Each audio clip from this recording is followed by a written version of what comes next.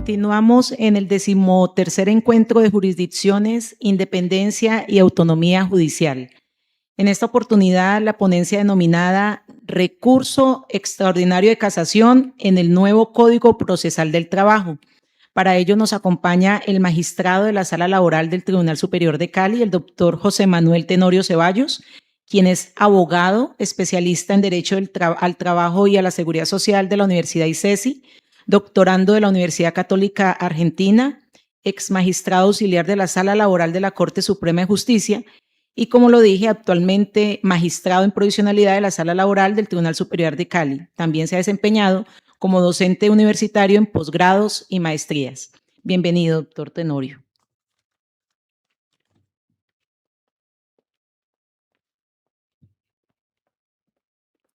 Bueno, buenos días para todos y todas. Un agradecimiento especial al doctor Jorge Eduardo Ramírez por la invitación que me hizo a participar en este conversatorio, a mis demás compañeros de sala plena y también al doctor Luis Benedicto Herrera, quien fue uno de mis jefes en la Corte Suprema de Justicia. Sin más preámbulos, digamos que no sé si por casualidad o porque así debió ser, después de escuchar ponencias bastante interesantes asociadas a lo que es la legitimidad, la legitimidad del Poder Judicial y su rol democrático, así como también toda esa revolución que implica la inteligencia artificial asociada a lo que podemos o no poder hacer en la rama judicial. Digamos que me ha correspondido hablar de algo que pudiera lucir que es mucho más elemental, pero que hace parte del corazón y de la esencia de lo que es la administración de justicia, que es el análisis de la causa judicial. Cuando nosotros hablamos del recurso extraordinario de casación, digamos que la primera claridad que quisiera transmitirles es que ese recurso extraordinario, que es la última ratio de lo que pudiera llegar a ser el control judicial, pues tiene una finalidad última que se construye en cada uno de los pasos del proceso y que en esa labor judicial que hacen los operadores o los administradores de justicia, pero también que en el paso a paso que da cada una de las partes buscando qué es lo que quiere que se le escuche, qué es lo que quiere plantear para que se le resuelva, pues cada uno de los que intervenimos en ese proceso tenemos unos compromisos y que esos compromisos al final terminan delimitando o estableciendo la forma en que se hace un correcto o no análisis de lo que es esa causa judicial, porque el recurso de casación básicamente corresponde a un mecanismo a través del cual se identifica o se plantea la posible existencia de un error judicial para que el máximo órgano de cierre se encargue de decirnos si efectivamente en una sentencia de segunda instancia se ha incurrido o no en un error de tipo jurídico o de tipo fáctico. Intentaré no demorarme porque sé que empezamos un poco más tarde y pues hay otras dos ponencias más adelante. Cuando nosotros ya tenemos que abordarlo asociado al nuevo Código Procesal del Trabajo y la Seguridad Social, una primera reflexión que es importante hacer es que una de las acusaciones que se le ha hecho al código es que es un copiar y pegar del Código General del Proceso y que existen muchísimas coincidencias entre lo que fue el Código General del Proceso y el nuevo Código Procesal del Trabajo. Y digamos que teniendo la oportunidad de vivirlo de primera mano del 2020 al 2024 en las comisiones redactoras del código y con algo que también me expresaba ayer el doctor Luis Benedito en todo el trabajo que fue posterior a esa elaboración inicial que se hizo de ese borrador de código, pues yo creo que es una imprecisión, no es un mito que hay que ir desmontando. Nosotros tenemos un nuevo código que es un código bebé y que se enfrentará a todos unos desarrollos jurisprudenciales respecto a cómo debería ser la aplicación y el funcionamiento de ese código, pero que como código autónomo ofrece unas novedades que son bastante importantes y que son relevantes de cara a lo que es precisamente el análisis de esa causa judicial. Y el primero de esos puntos es que cuando nosotros vamos al Código Procesal del Trabajo en su nueva versión, uno de los aspectos que más se reseña y que se pone como postulado esencial es la tutela judicial efectiva. Y esa tutela judicial efectiva, pues al constituirse como uno de esos principios rectores de este código procesal, nos trata de llevar con el objetivo de plantearnos que no basta con que nosotros garanticemos un acceso a la justicia, sino que también propendamos porque ese acceso se encamine en resoluciones que sean razonablemente justas, o bueno, que sean razonables y justas, y además que se emitan en unos plazos razonables, o que se emitan en un término que sea por lo menos oportuno de cara a lo que son las necesidades del usuario de justicia. En este escenario, cuando nosotros tenemos ese primer principio rector, que es la tutela judicial efectiva, hay dos dimensiones en las que es importante enfocarnos en la causa judicial. Hay un aspecto que está asociado al cómo se juzga o al procedimiento que se sigue y otro que está asociado a lo que se juzga, es decir, en efecto, cuál es la decisión que se toma. Cuando nosotros ya tenemos este análisis hecho, también debemos tener en cuenta que el recurso extraordinario de casación está creado es para aquellos errores que se cometen en lo que se juzga. Es decir, no en aspectos que tienen que ver o en circunstancias que están asociadas al procedimiento, sino en efecto en lo que está asociado al fondo de la decisión. Y cuando nosotros ya vamos en ese escenario, hay algo que yo creo que sí es un deber que es importante precisar frente a lo que requiere de cada una de las partes que intervienen en un proceso judicial. Y es, el código también pone de presente la necesidad, y creo que se ha venido haciendo un desarrollo importante asociado al lenguaje claro y a que en últimas cada una de las personas que administra justicia pues se enfoque en que esas decisiones, además de ser razonables y justas, sean comprensibles. Pero creo que también aquí hay un trabajo asociado a lo que le corresponde a los abogados litigantes y a cada una de las partes que intervienen en un proceso, y es que también sus solicitudes sean claras y que logren enfocar y llevar a donde está el centro de las discusiones. ¿Por qué? Porque cuando se va en analizar una causa judicial, precisamente la simpleza con la que nosotros logremos abordar el trabajo que nos corresponde desde cada uno de los roles que ejerce, pues también permite garantizar ese objetivo que es esa tutela judicial efectiva. Dispersar o creer que en un proceso vamos a meter 1500 cosas con las complejidades que supone cada uno de los temas que se va a debatir con el paso del tiempo en el análisis de la causa judicial puede conllevar a que se desdibujen lo que es en esencia lo que pretendíamos y que además también se pueda inducir a confusiones a quien administra justicia en lo que es efectivamente la necesidad de quien requiere la resolución de un conflicto. Ahora, en este escenario, como juez director del proceso, es claro que es el objetivo del administrador de justicia garantizar esa tutela judicial efectiva y para eso va a tener tres elementos que son fundamentales. Unos poderes de orden y dirección que se potencializan en el nuevo Código Procesal del Trabajo. También vamos a tener unos escenarios donde vamos a poder nosotros o van a poder las partes controvertir ya cualquier tipo de dificultades o de irregularidades en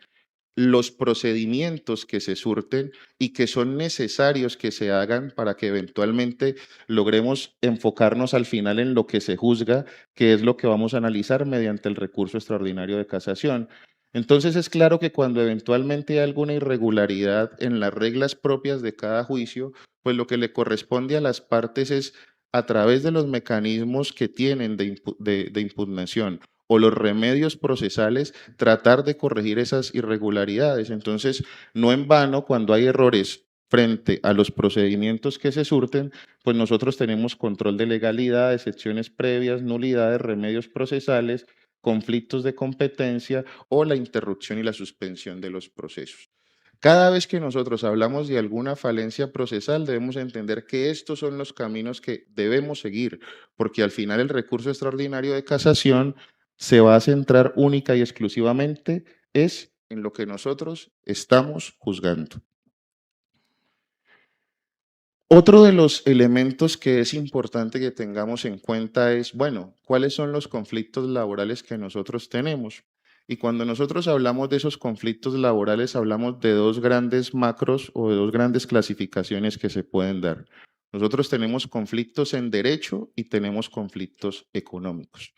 Los conflictos en derecho nosotros los fundamentamos principalmente en un componente fáctico, que son los hechos, y en unas disposiciones jurídicas que son las que consideramos deben aplicarse a esas circunstancias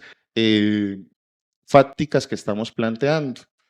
Esas circunstancias o esos fundamentos fácticos o jurídicos, de acuerdo a lo que estamos debatiendo, pues nosotros los vamos a dividir en una clase de procesos, que son los ordinarios, los especiales o aquellos en los que tenemos cláusula compromisoria o compromiso. Esta cláusula compromisoria o compromiso, pues pactada a través de acuerdos colectivos, sean convenciones o pactos. Ahora,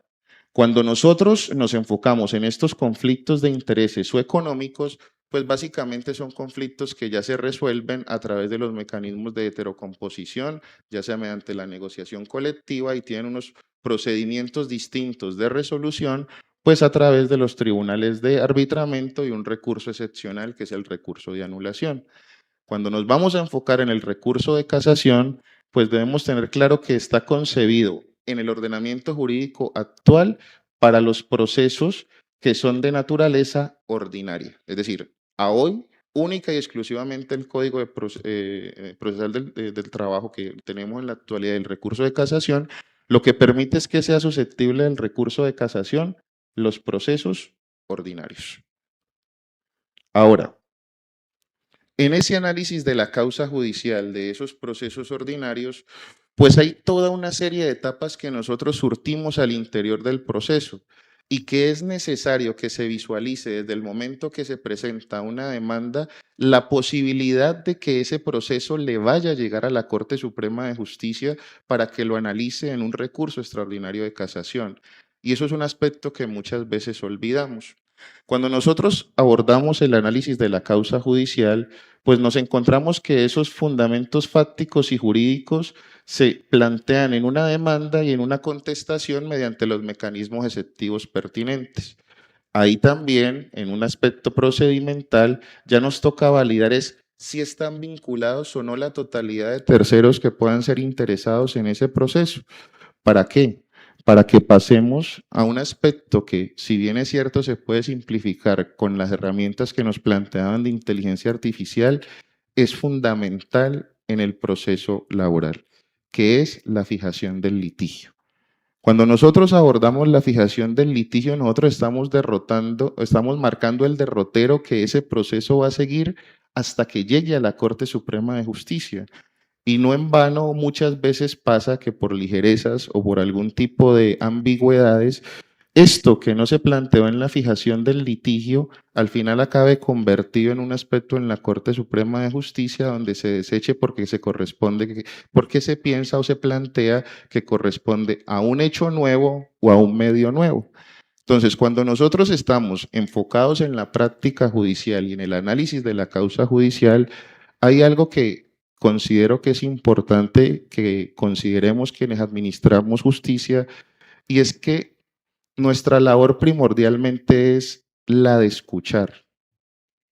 Y al escuchar a las partes como directores del proceso, lograr también encaminar un trámite de la forma que permita que esa persona, mediante los mecanismos de impugnación ordinarios o extraordinarios, pues tenga una resolución que garantice que esos fundamentos fácticos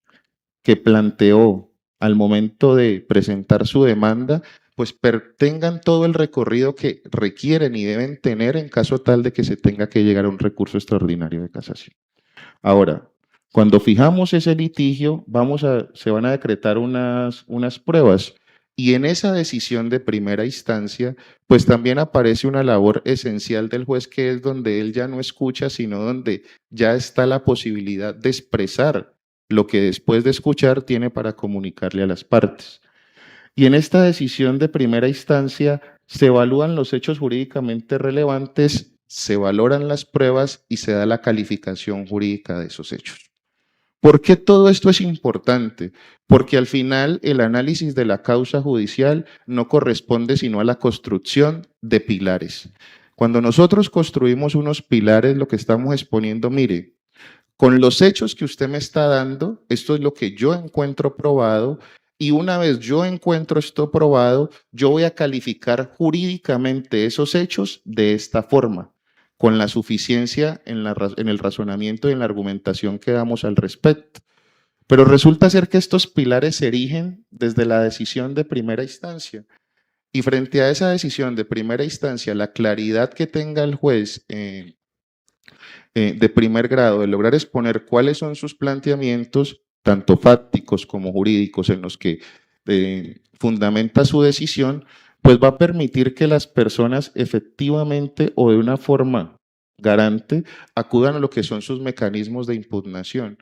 Una sentencia que, no es, que es compleja de entender en sus fundamentos fácticos y jurídicos, lo que limita también es la posibilidad a las partes de que expresen cuáles son los motivos de inconformismo frente a esa decisión de primer grado. Ahora, si nosotros tenemos este esquema y consideramos que tenemos claridad también en lo que planteamos desde que inicia un proceso judicial y al juez se le queda algo pendiente por resolvernos o simplemente no lo resuelve por más de que se planteó en la fijación del litigio, pues ya nosotros vamos a tener también unos remedios procesales que tenemos que agotar y que no podemos creer que los podemos ir dejando pasar, porque al final lo que eso nos va a cerrar es, o nos va a cercenar, es la posibilidad de que ese conflicto se defina ante la Corte Suprema de Justicia. Entonces es claro que en esos remedios procesales, pues nosotros vamos a tener la adición, la complementación o la corrección de una sentencia si es que eventualmente se ha ocurrido en alguna de estas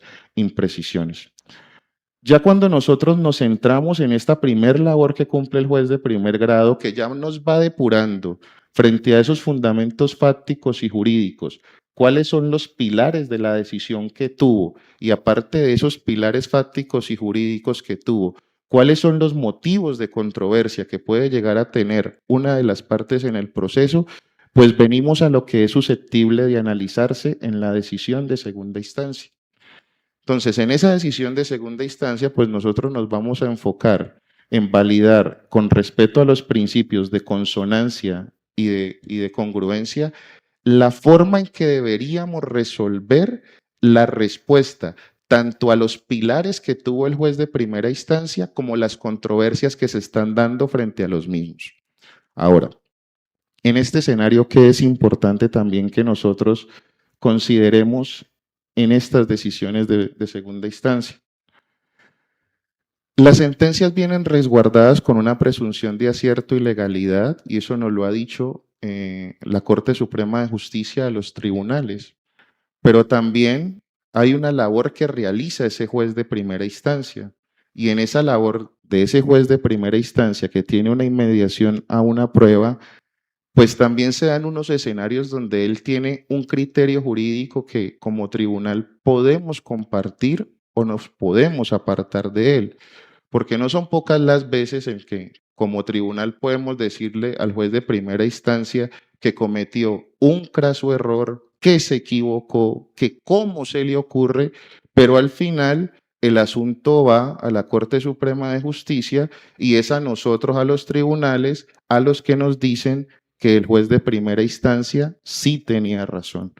Entonces, en ese escenario, cuando nosotros estamos hablando es de criterios y de posiciones jurídicas donde un juez, con estos fundamentos fácticos y jurídicos que le dan, valora una prueba y tiene la inmediación de la prueba, pues también debemos partir de la base que la labor que hace ese juez es una labor que la hace pues con el compromiso que le es propio de su función y que en segunda instancia nosotros en el escenario de que si es una sentencia que viene bien construida con unos pilares fácticos y jurídicos, pues lo que nos corresponde es en consonancia y en congruencia analizar si ese criterio jurídico que tuvo el juez está debidamente sustentado en esos fundamentos fácticos o no, y si lo podemos compartir o si al final terminamos como órganos colegiados apartándonos de la decisión de ese juez de primer grado. Ahora, en este escenario de la sentencia de segunda instancia, pues vuelve a presentarse un nuevo escenario de control y puede que al tribunal también se le pase procedimentalmente pronunciarse frente a algo. Y frente a eso que se le pasa o a ese error en el procedimiento que comete el tribunal, pues nuevamente las partes tienen la misión de identificar cuáles son los remedios procesales que son necesarios. ¿Para qué? Para que cuando enviemos el tema a la Corte Suprema de Justicia en un recurso extraordinario de casación, podamos tener la certeza de que todo lo que nosotros le estamos enviando es simplemente para que valore lo que se juzga. Porque, vuelvo y les digo, el recurso de casación no está creado para errores improcedendo. Es decir, en la forma en cómo se agotó el trámite, pues no es algo para lo que podemos ir en casación. Y ya con esto llegar al momento de identificar cuál fue el error judicial. Un error judicial que curiosamente también estará asociado a esto, que es la génesis de todo el proceso. ¿Cuáles son los fundamentos fácticos? ¿Cuáles son los fundamentos jurídicos? Ahora, un proceso en el que se acumula pensión especial de vejez,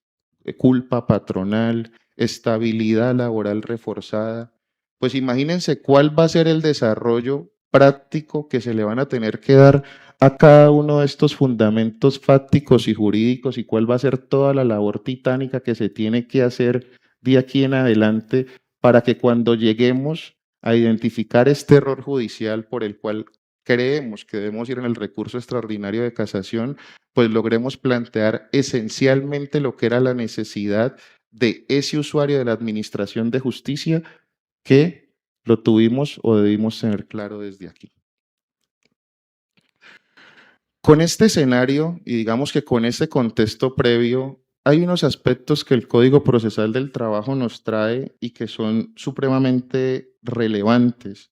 y que en lo personal considero que dan respuesta a un código que efectivamente atiende derechos sociales. Una de esas novedades del Código Procesal del Trabajo está asociado al régimen probatorio y la necesidad de que ese régimen probatorio tenga un enfoque diferencial. Esto necesariamente nos reconduce a la forma en que nosotros nos ponemos los lentes al analizar una causa judicial.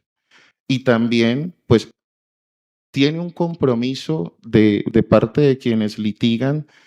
de que no supone que se deben desprender de toda su labor o de toda la carga probatoria que les asiste, pero por lo menos darle la facultad al juez de que pueda aplicar este enfoque diferencial nos resignifica la labor que estamos haciendo en cuanto a la valoración probatoria que debemos hacer.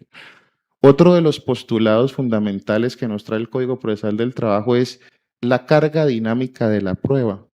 Y en esa carga dinámica de la prueba, no son pocos los casos en que hoy, por ejemplo, frente a fueros, pensiones especiales o temas de acoso, tenemos unas limitantes probatorias bastante fuertes. Por ejemplo, acreditar la exposición a una sustancia comprobadamente cancerígena, así como todo lo que tiene que ver con una pensión por altas temperaturas, es algo que, por ejemplo, a la luz de ese nuevo Código Procesal del Trabajo se va a resignificar con esta carga dinámica de la prueba que lo que busca es que se responda a los principios de proximidad y de flexibilidad. Es decir, ¿quién está en una mejor condición probatoria para acreditar si en un sitio de trabajo existe o no existe exposición a un riesgo? ¿Será que le corresponde al trabajador haber pedido mediciones ambientales desde el año 80 hasta el 2010 para pedir una pensión especial? ¿O será que esa obligación legal que la tenía el empleador desde ese momento lo ubican a él en una mayor facilidad de hacerlo? Ahora, otro de los aspectos que se relieva en este Código Procesal del Trabajo es, mire, ya no es una facultad la prueba oficiosa, es un deber. Y uno podría decir, pues eso riñe con la voluntad o con la posibilidad del juez de entender cuáles son las pruebas que necesita. Sin embargo, no son pocos los casos, por ejemplo, que hoy en día no se liquida una pensión porque no se tiene el histórico de cotizaciones. Entonces, cuando nosotros nos enfrentamos a este escenario, pero además también nos plantean que en el alcance de las condenas nosotros debemos tener en consideración los hechos sobrevinientes, y eso puede que no sea una novedad, puede que ya lo hagamos, pero digamos que esto se plasma en el código y nos dicen, bueno, ¿qué es lo que debemos entender por ese hecho sobreviniente? También esto no quiere decir que se tengan que desconocer las reglas de aducción y de aportación de la prueba, pero también existen casos donde hay circunstancias que se configuran con posterioridad a la presentación de la demanda que necesariamente deben ser valoradas por ese operador judicial o por ese administrador judicial como un hecho sobreviniente. La necesidad de que nosotros hagamos condenas determinadas y en concreto, aparte de la valoración de los daños que busquen una reparación integral con equidad y con criterios actuariales. Y pues también el tema de que es obligación dar por probada todos los hechos o excepciones que estén acreditados en el proceso, salvo los de prescripción, compensación y nulidad relativa. Mucho de esto se hace y mucho de esto hoy ocurre, pero digamos que ya no partir de la base de que es algo que requiere un desarrollo jurisprudencial, sino que es una base legal que ya tenemos nosotros determinadas, pues necesariamente corresponde a una novedad, porque ya la jurisprudencia no se va a encargar de analizar, bueno, en qué circunstancias eventualmente podemos tener una carga dinámica de la prueba. Es decir, ya la discusión no va a estar centrada en si podemos o no aplicar la carga dinámica de la prueba. La discusión pasa a estar en este caso, sí da para una carga dinámica de la prueba o no. Ya la discusión no va a estar el enfoque diferencial, ¿será que puede aplicarse? No. El tema es en qué casos efectivamente el enfoque diferencial es que lo vamos a empezar a manejar. Ahora, cuando nosotros hablamos ya de la sentencia de segunda instancia, digamos que algo que quiero relevar de esta diapositiva es, hay una independencia y hay una autonomía de cada operador judicial. Y yo creo que algo que decía el doctor Oliver es que sí, efectivamente es imposible que quien administra justicia pues no tenga una ideología y al final pueda tener una forma de razonar. Y eso no está mal. ¿Cuál es el asunto? Cuando eventualmente si nosotros administrando justicia consideramos que simplemente por el hecho de cómo yo pienso es suficiente para sustentar una decisión, o si el hecho de que yo piense de alguna forma me puede conllevar a que yo desconozca que ya haya un precedente consolidado respecto de alguna materia que ya se nos ha planteado cómo debemos resolver. Es decir, nosotros tenemos una carga y una obligación argumentativa cada vez que nosotros, en desarrollo de esa independencia y esa autonomía, queremos decir, mire, la Corte Suprema de Justicia ha planteado tal circunstancia. Ahora, yo considero que al analizar este caso de esta forma, pues lo que corresponde con un deber de transparencia y de suficiencia es decir, mire, la Corte ya dijo esto, lo ha dicho en estas sentencias, pero construyendo este otro argumento, pues lo que yo avisoro es que yo tengo que llegar a una conclusión distinta. ¿Para qué? Para que en el análisis de esa causa judicial puede que al final una decisión que llega de un tribunal, pues derive en que la Corte Suprema de Justicia también tenga una perspectiva distinta para analizar. Al final puede que confirme la suya, pero la labor también parte de quienes administramos en segunda instancia esas decisiones, pues de que si nosotros debemos aplicar con estas fuentes y nos vamos a apartar del precedente, pues cumplamos con la labor que nos corresponde en transparencia y en suficiencia. Ahora, frente a la sentencia de segunda instancia que nos plantean, mire, dígame claramente cuáles son los hechos que usted me está analizando. Esos son sus pilares o por lo menos las circunstancias fácticas que está analizando. Luego, dígame cómo valoró las pruebas razonada y críticamente y a qué conclusiones llegó. Y después califíqueme jurídicamente esos hechos. Ahora, esto no lo piden en unas labores de concreción. Y ustedes dirán, bueno, pero si esto es casación, ¿por qué nos están hablando de todo esto de primera y de segunda instancia? Porque como les decía acá, la causa judicial se corresponde o inicia aquí y termina en la identificación de ese error judicial, donde cada una de estas etapas son un momento esencial y de relevancia, tanto para quien administra justicia como para quien la recibe como usuario. ya entrando en materia, cuando nosotros hablamos de ese recurso extraordinario de casación, que lo que busca es la identificación de ese error en la causa judicial, hay en principio dos grandes novedades en el Código Procesal del Trabajo, si lo tuviéramos que exponer en términos macro. La primera es que sigue subsistiendo el escenario de la casación dispositiva, que es decir, cuando las partes deciden presentar un recurso extraordinario de casación, y aparte de eso aparece un nuevo concepto que es la casación oficiosa. En este escenario, ¿qué es lo que se nos plantea? Cuando hablamos de la casación dispositiva, que es cuando las partes presentan el recurso extraordinario, nos dicen, mire, la cuantía de los procesos que van a llegar a casación, pues yo la voy a modificar de 120 a 150 salarios mínimos. ¿Cómo voy a intentar compensar ese aumento en la cuantía? Pues resulta ser que hoy en día nosotros tenemos unas pruebas que se entienden como calificadas, que son las que limitan el recurso extraordinario de casación. Entonces, hablamos de la confesión, de los documentos y de la inspección judicial. Hoy en día, ¿qué es lo que nos dice el nuevo Código Procesal del Trabajo? Todas las pruebas van a ser hábiles y aptas en ese recurso extraordinario de casación. Pero ¿qué limitante le voy a poner? El recurso extraordinario de casación no podrá venir sustentado única y exclusivamente en pruebas testimoniales. Es decir, si estamos en un escenario donde todos los fundamentos de una decisión de segunda instancia son testimoniales y eso es lo que vamos a contradecir ante la Corte Suprema de Justicia, se cierra la vía. Ahora, cuando nosotros hablamos de la casación oficiosa, pues se nos plantean dos escenarios. Uno que está asociado y en la casación dispositiva,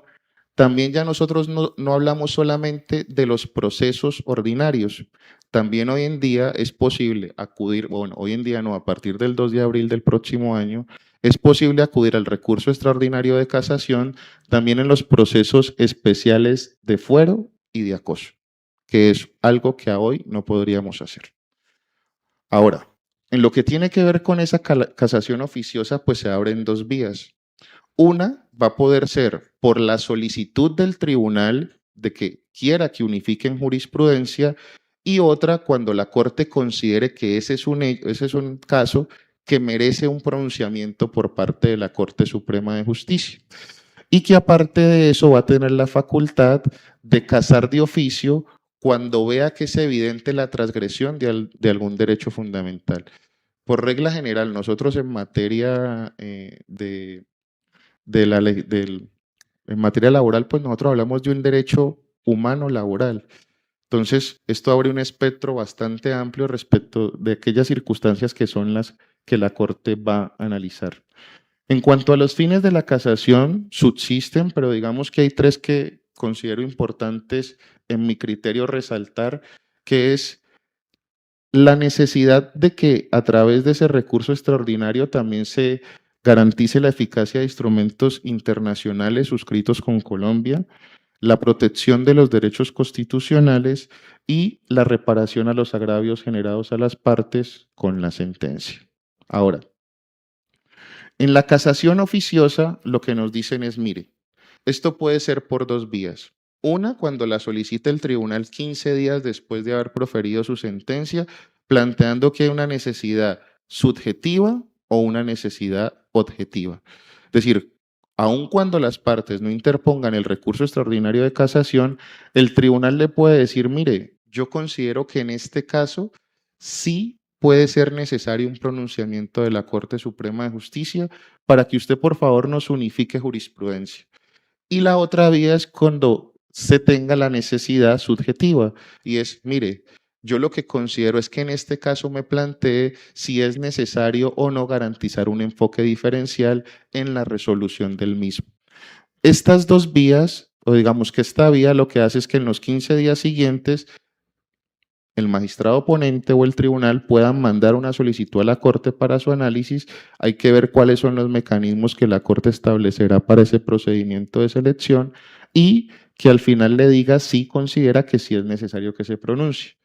Y por otra parte está la selección en Corte. Y esta es una selección que la Corte sí podrá hacer de manera libre sin que le constituya prejuzgamiento en todos y cada uno de los casos que considere que es necesaria su intervención para garantizar alguno de estos fines, sea la unidad e integridad del ordenamiento jurídico, la eficacia de los instrumentos internacionales, la protección de derechos constitucionales, el control de legalidad del fallo, unificar jurisprudencia o reparar agravios generados a las partes. Otro de los aspectos que es importantes y que cambian este Código Procesal del Trabajo es el efecto en que se concede el recurso de casación. Hoy en día, el efecto en que se concede el recurso de casación es suspensivo. Si bien es cierto, esto cambió mediante unas providencias del año 2018, si mal no estoy, del doctor Gerardo Botero, que habilitó esa posibilidad de ese efecto devolutivo en algunas circunstancias, pues hoy en día sí cambia la forma en que se concede ese recurso extraordinario y los efectos del mismo. Entonces, cuando nos plantean que ese efecto devolutivo, y digamos que aquí hay una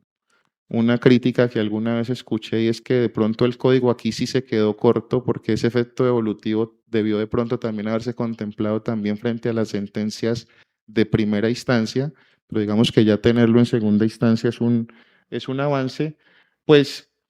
lo que nos permite es que se pueda solicitar la ejecución de la sentencia, salvo que ambas partes interpongan recurso, y que quien no quiera que lo ejecute, pues que preste la caución respectiva que se evaluará por parte del tribunal para saber si esa caución es suficiente o si en última no y se tiene que permitir la ejecución. Otro de los aspectos que puede ser relevante en este código es que hoy en día nosotros tenemos una alta congestión judicial y hay casos en los que la Corte no hace más que reiterar precedentes.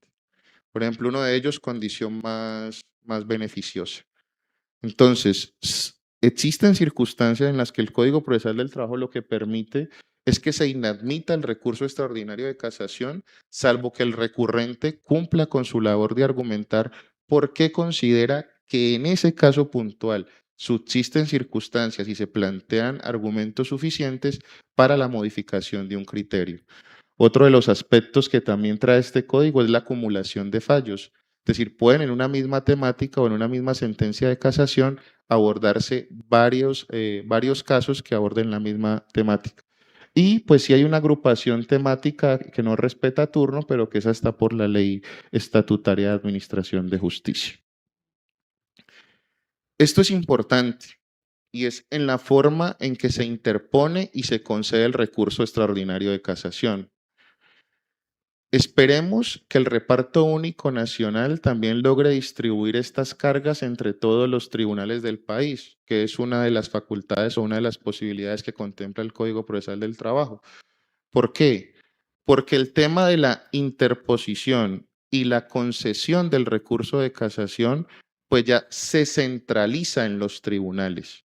¿Qué es lo que ocurre?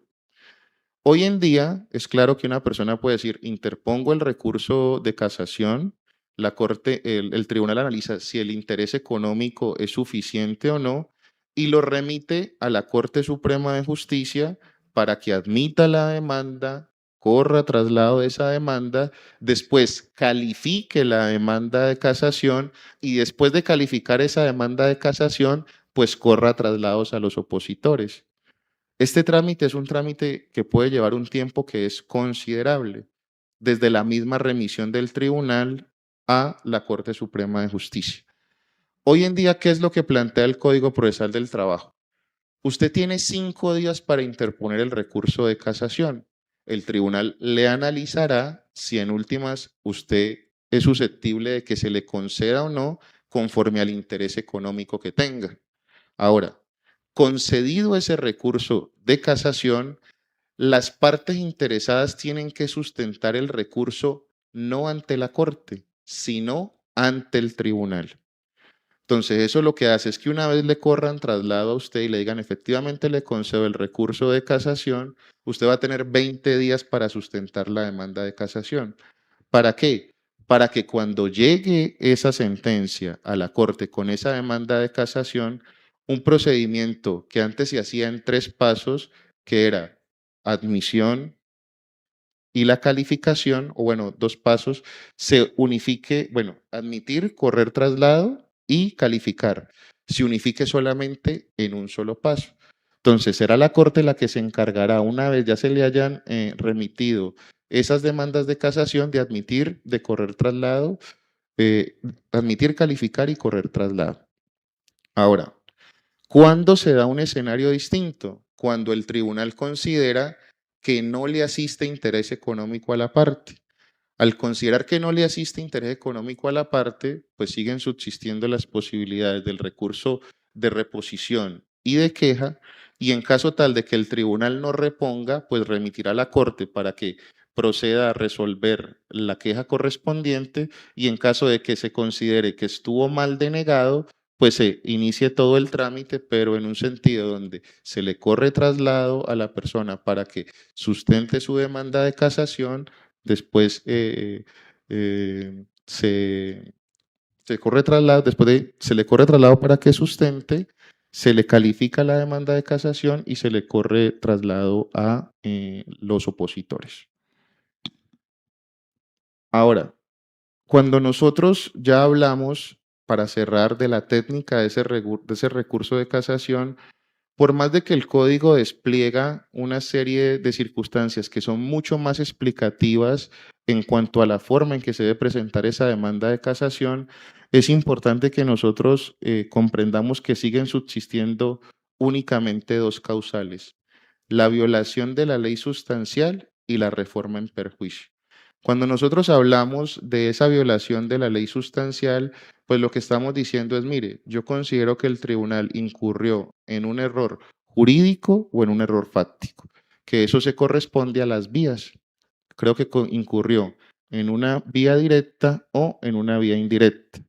Y también nos pone de presente una violación que es la violación medio, que es en aquellos casos en los cuales, mediante la transgresión de una norma procesal, pues se incurre en un error jurídico o fáctico. Es decir, yo puedo argumentar que al desconocerse normas procesales, el tribunal termina equivocándose tanto en lo que analiza jurídicamente como lo que analiza fácticamente. Esto cobra mucha mayor relevancia precisamente en el cambio de ese régimen probatorio, con el enfoque diferencial, con la carga dinámica de la prueba y con todos esos aspectos que conllevan a que el juez deba ponerse unos nuevos lentes al analizar el proceso. Esta, por ejemplo, simplemente requiere argumentar del perjuicio que se causó. ¿Qué también nos dice el Código Procesal del Trabajo? Que son reglas que se han ido desarrollando específicamente en autos que declaran ciertos por técnica o en sentencias, que si bien es cierto puede haberse flexibilizado, se considera pues que no tienen un alcance o una argumentación suficiente. Nos dice, mire, la vía directa está única y exclusivamente circunscrita para discusiones jurídicas. En esas discusiones jurídicas no existe ningún tipo de oposición a lo que fueron las conclusiones fácticas que tuvo el tribunal. Es decir, yo me voy a limitar a lo que fue la calificación jurídica de los hechos. Y me voy a limitar a la calificación jurídica de los hechos porque puede que lo que haya ocurrido es que, a pesar de que se valoran bien las pruebas, el tribunal desconoce una norma, la aplica indebidamente o le da una extralimitación normativa, porque a pesar de que la comprende bien,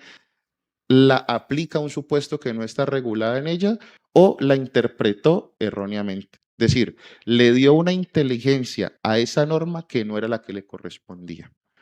Ahora, por la vía fáctica, lo que nos plantean es, bueno, lo que usted me está diciendo es que al valorar la prueba o al no valorarla, ese tribunal cometió un error. Entonces usted está controvirtiendo las conclusiones fácticas de esa decisión de segundo grado. Ahora, cuando nosotros hablamos de esa vía indirecta, pues resulta ser que ya las modalidades de infracción se nos limitan de 3 a 2.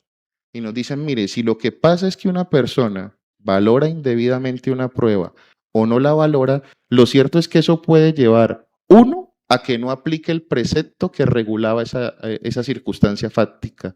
o dos, que es la infracción directa, o dos, a que lo aplique indebidamente porque precisamente al valorar mal lo que son los elementos fácticos del caso, pues hace que aplique una norma que no es la que le correspondería si hubiese aplicado en debida forma o si hubiese valorado en debida forma la prueba. Ahora, aquí como tal también se plantea que se pueden cuestionar todas las normas y que cuando nosotros hablamos de pruebas que no son solemnes, pues hablamos de un error de hecho y que frente al error de derecho, pues solamente hablaremos de lo que son pruebas solemnes. Entonces, cuando nosotros vamos a la vía indirecta, lo que nos están planteando es, mire, nosotros estamos hablando de una causal primera, que es la transgresión o la violación de la ley sustancial, que se da por la vía de los hechos o por la vía de las pruebas, que es la fáctica, que puede conllevar a que el juez desconozca una norma o la aplique indebidamente. Y la desconoció o la aplicó indebidamente, básicamente, o porque valoró mal una prueba o no la valoró. Y enunciamos cuáles son los errores de hecho en los que incurrió o si es una prueba solemne, cuál es el error del derecho, el error de derecho que se materializó. Este es un cuadro resumen, la presentación les queda, pero digamos que para terminar, ¿qué quisiera plantearles de lo del recurso de casación y no extenderme más? Este es un paso a paso donde nosotros básicamente debemos entender que la casación como recurso extraordinario siempre respetará la presunción de acierto y legalidad. Es decir, debemos ser enfáticos en lograr identificar cuál fue el error jurídico o fáctico en el que se incurrió. No mezclar ataques, esto no lo dice el código, pero la mayoría de demandas de casación que no logran flexibilizarse es porque en un mismo cargo se mezclan cuestionamientos jurídicos y fácticos. Otra de las cosas que es importante tener en consideración, uno no tiene limitación en la cantidad de cargos que pueda llegar a proponer. Si usted tiene alguna duda, proponga todos cuanto considere que sean necesarios y que sea la Corte Suprema de Justicia la que le diga, yo creo que esto los puedo estudiar juntos o yo creo que esto es mejor dejarlo por separado. Pero digamos que frente a ese escenario es importante que si el cuestionamiento es fáctico, se plantee un cargo por la vía fáctica y si es jurídico, pues se plantee por la vía jurídica. Ahora, si nosotros estamos hablando que lo que no entendemos es si lo que terminó haciendo el juez fue aplicando indebidamente una disposición o interpretándolo erróneamente, pues qué dificultad existe en que haga el mismo cargo por aplicación indebida y por interpretación errónea. ¿Sí? Ahora, en este escenario también es importante que ese cargo sea conciso. Digamos que yo como anécdota siempre cuento que cuando era sustanciador en la Corte Suprema de Justicia, la demanda de casación más difícil que me tocó resolver tenía 2 páginas. Entonces, no se trata de la cantidad de planteamientos que se hagan, se trata de la identificación correcta de los pilares de la decisión y cuál es el error que se le va a endilgar a esa decisión judicial. ¿Para qué? Para que esa proposición técnica, si bien existen elementos que permiten su flexibilización, pues se haga de una forma adecuada. Ahora, cuando se va a plantear esa demanda de casación, y con esto termino, digamos, sí, nosotros tenemos un primer paso que es la determinación del interés económico para recurrir en casación. Después tenemos la obligación de identificar cuál es la sentencia que estamos recurriendo. Después debemos pasar al alcance de la impugnación. Y esto es fundamental. ¿Yo qué quiero que la Corte Suprema de Justicia haga? Que me saque del ordenamiento jurídico la decisión de segunda instancia, que me case totalmente, o que única y exclusivamente saque un pedacito de esa decisión, que me case parcialmente. Ahora, cuando yo ya le pedí a la Corte Suprema de Justicia qué era lo que quería que hiciera con esa decisión de segunda instancia, pues entonces yo le tengo que decir es que después de que la saque del ordenamiento jurídico totalmente o un pedacito de esa decisión, ¿qué es lo que yo quiero que ella haga constituida en tribunal de instancia? Pero eso también relacionado con qué? Con lo que haya dicho el juez de primer grado y con los puntos y aspectos que yo apelé. Aparte de eso, pues viene ya la proposición jurídica, que es donde nosotros hablamos de la causal y la vía de ataque, donde basta con que enunciemos una norma jurídica de derecho sustancial del alcance nacional para que se entienda que se debe analizar. Y por último, pues viene la construcción técnica de el cargo. Sé que esto es algo técnico, espero haber podido transmitir un poco de lo que quería transmitir y muchas gracias.